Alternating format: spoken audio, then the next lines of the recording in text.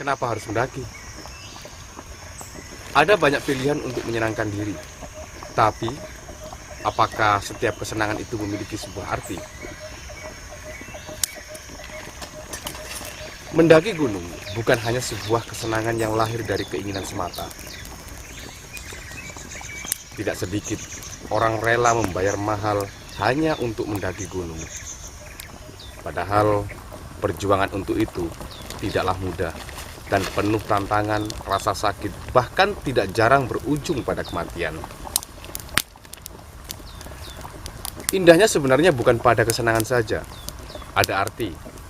Seperti di mana setiap langkah adalah membangun nilai-nilai spiritual dalam diri. Ada keindahan menyertai dan indahnya kebersamaan yang menghiasi dan akan kami rindukan. Yang terpenting adalah berusaha memahami apa yang kita lihat dan yang kita lalui. Ada pelajaran penting yang belum tentu kita dapatkan dalam keseharian kita. Untuk mengenali apa yang belum kami ketahui, kami mendaki.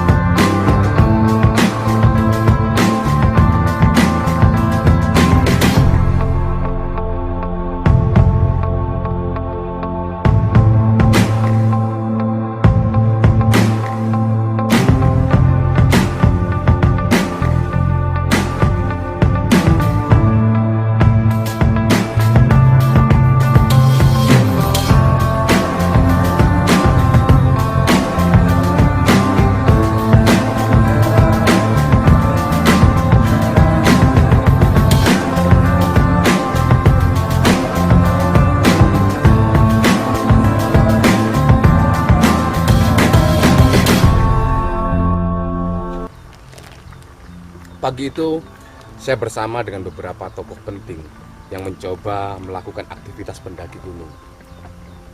Kebetulan gunung yang kami pilih adalah gunung yang dikenal memiliki nilai istimewa, yaitu Gunung Lawu.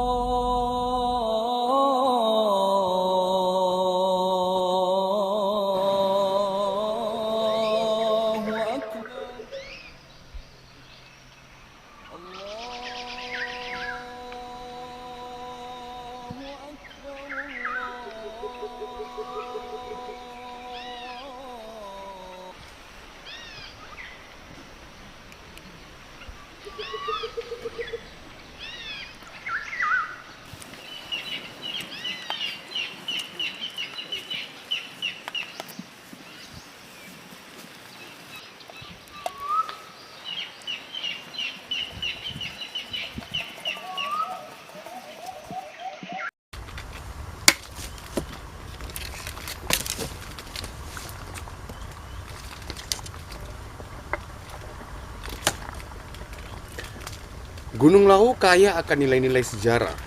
Gunung berketinggian 3.265 meter dari permukaan air laut itu terletak di perbatasan Jawa Timur dan Jawa Tengah. Jalur yang kami pilih adalah jalur Cemoro Sewu. Jadi pagi itu kami sudah terbangun dan memulai persiapan sebelum melakukan pendakian menuju pos 1. 4 pendaki yang bersama saya belum pernah mendaki gunung sebelumnya. Saya bersama partner tim saya yaitu Kapten Chandra ya nama panggilannya, yang sebenarnya otak dari gagasan ini. Dari awal saya berusaha memperkirakan kemungkinan yang akan terjadi pada masing-masing pendaki. Selain Kapten Chandra, ada Mr. Lee di situ. Beliau adalah motivator bisnis antar negara. Tentunya ini tidak terlalu sulit bagi beliau, mengingat dulunya Mr. Lee ini adalah pramuka handal ya. Namun ada satu hal yang membuat saya ragu, yaitu bahwa beliau ini mempunyai catatan cedera pada kaki akibat kecelakaan. di saat usia beliau masih 15 tahunan ya.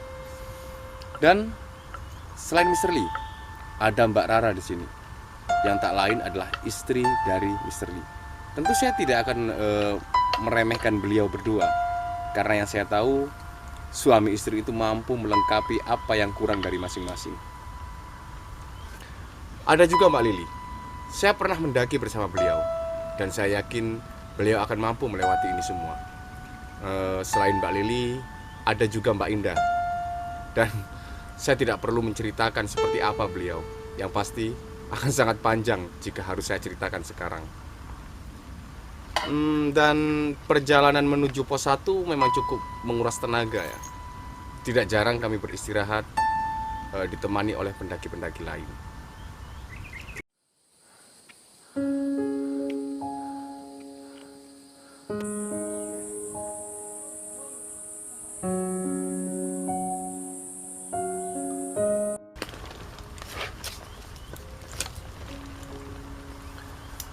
Perjalanan pada awalnya lancar, dan sampailah kami di pos 1. Saya melihat semua masih melempar senyum ya.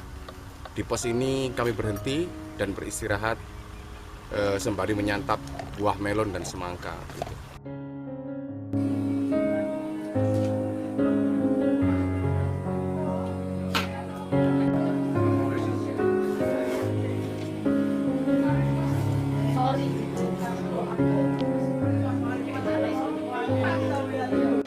Sekarang kami sudah beristirahat di pos 1. Di sini kami menyampaikan diri untuk makan semangka.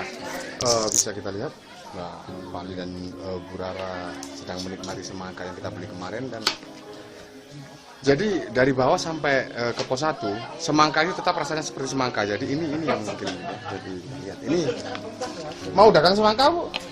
Ini berapa satu? Oh, 1.000. Very expensive, 100.000 bayangkan. Sampai kemudian perjalanan berlanjut. Kali ini kesabaran akan benar-benar diuji. Karena jalur dari pos 1 ke pos 2 itu sangat panjang dan butuh waktu lama untuk ukuran langkah kami ya. Tapi kami tetap terus berjalan sambil menikmati pemandangan indah perbukitan di Gunung Lawu. Ya, perjalanan yang sangat indah kalau menurut saya waktu itu. Mengingat saya membawa beban berat, saya memutuskan beristirahat dan terus mengawasi mereka dari jauh.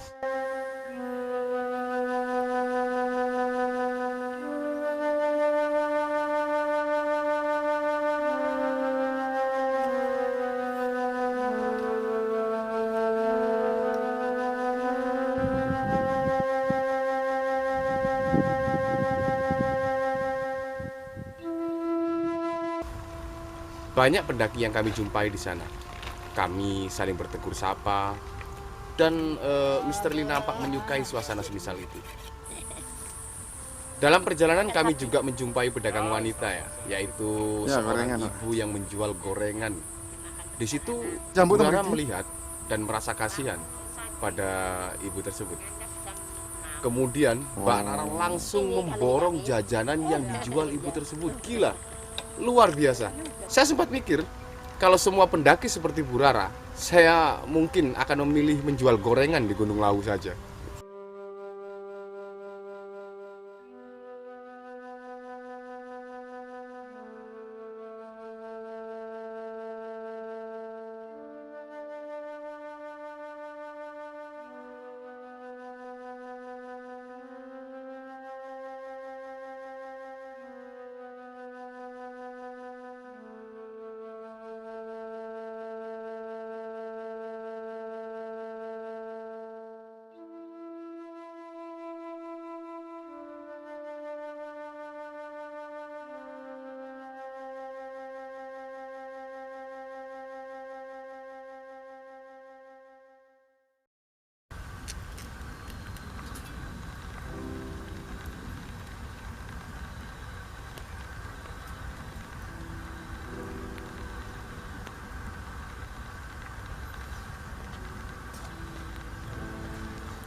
Dan setelah berjalan selama kurang lebih 2 jam, kami kemudian tiba di pos 2. Di sini kami beristirahat dan melakukan ritual makan siang. Sedangkan Mr. Lee melakukan ibadah sholat asar ya. Inilah kenapa saya salut dengan Mr. Lee yang ternyata sangat religius.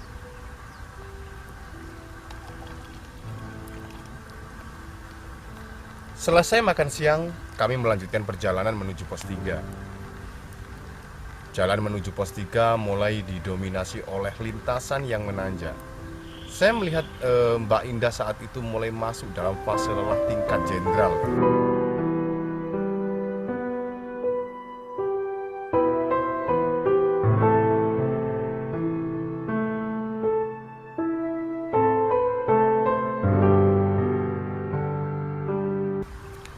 Sedangkan Mr. Lee dan Bu Rara terlihat sama-sama lelah, tapi beliau berdua saling memotivasi ya satu sama lain.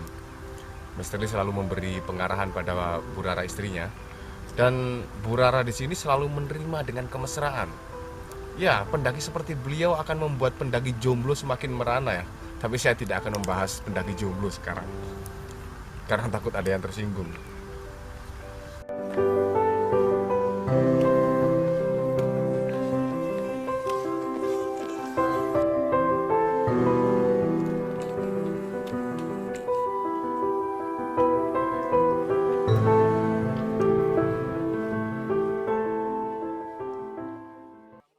Dan setelah menguras keringat selama 1,5 jam, sampailah kami di pos 3. Di pos 3 kami beristirahat, dan nampaknya wajah kami masing-masing sudah mulai pucat. Kami tidak bisa terlalu lama di situ, mengingat hari sudah semakin gelap, jadi kami memutuskan untuk melanjutkan perjalanan.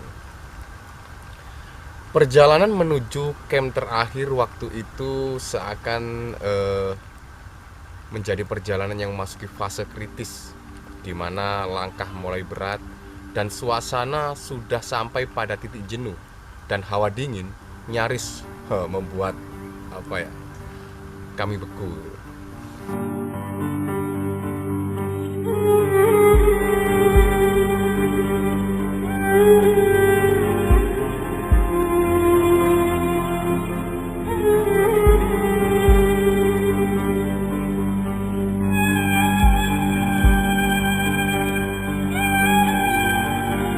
Saat itu juga Mbak Indah mengeluarkan jurus langkah siput menerkam harimau.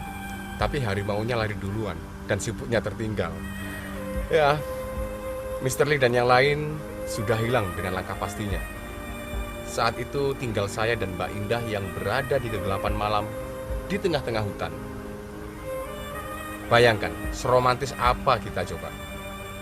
Saya bilang sama beliau agar tetap sabar pada langkahnya dan jangan tergesa-gesa. Padahal di hati saya berharap beliau mampu untuk terbang. Setelah melalui perjuangan panjang, kami pun tiba di pos 5, di Sendang Derajat tepatnya. Di tempat ini kami mulai istirahat dan melakukan ritual tidur malam.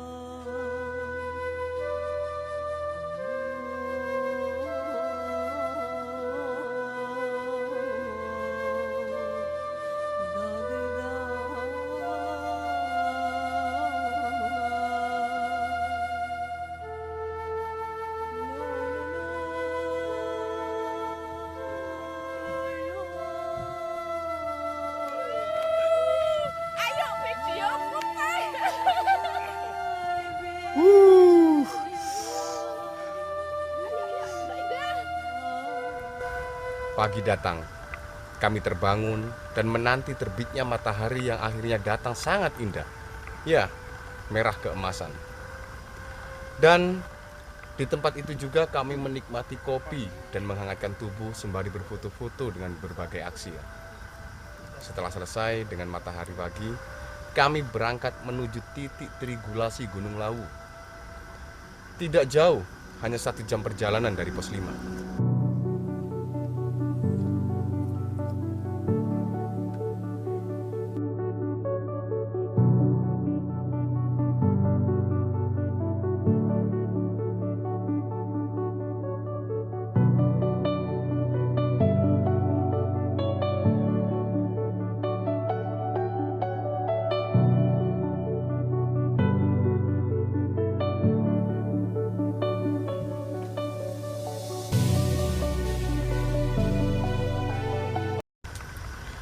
Dalam perjalanan menuju puncak, beberapa dari kami mulai lelah dan mungkin ada yang berkeinginan untuk menyerah.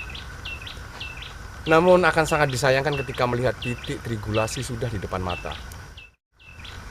Dan akhirnya kami tiba di puncak.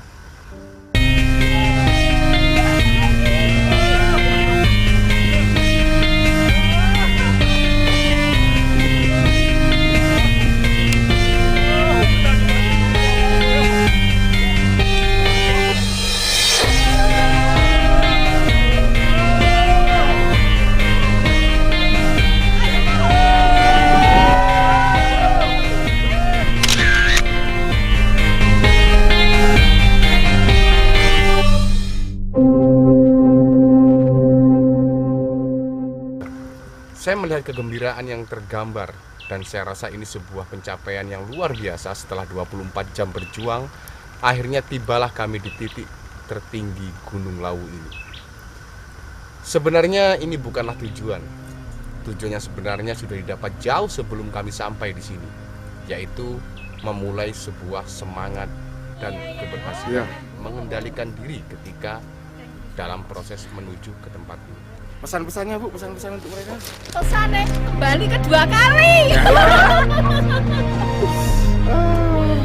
Bu Rara, gimana perasaannya sudah sampai di sini?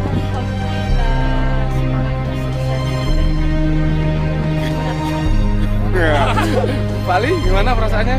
Biasa itu perjalanannya memang jauh ya, memang beberapa kali sebelumnya teringatnya mau putus asa untuk give up, tapi semangatnya terus berjuang terus dalam kehidupan kita. Nah, yang penting jangan fokus kepada perjalanan yang jauh, tapi mula dari langkah demi langkah yang kecil setiap hari itu.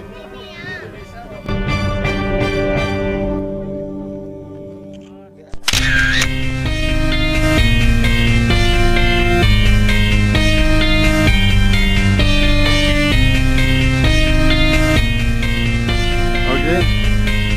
1, 2, 3.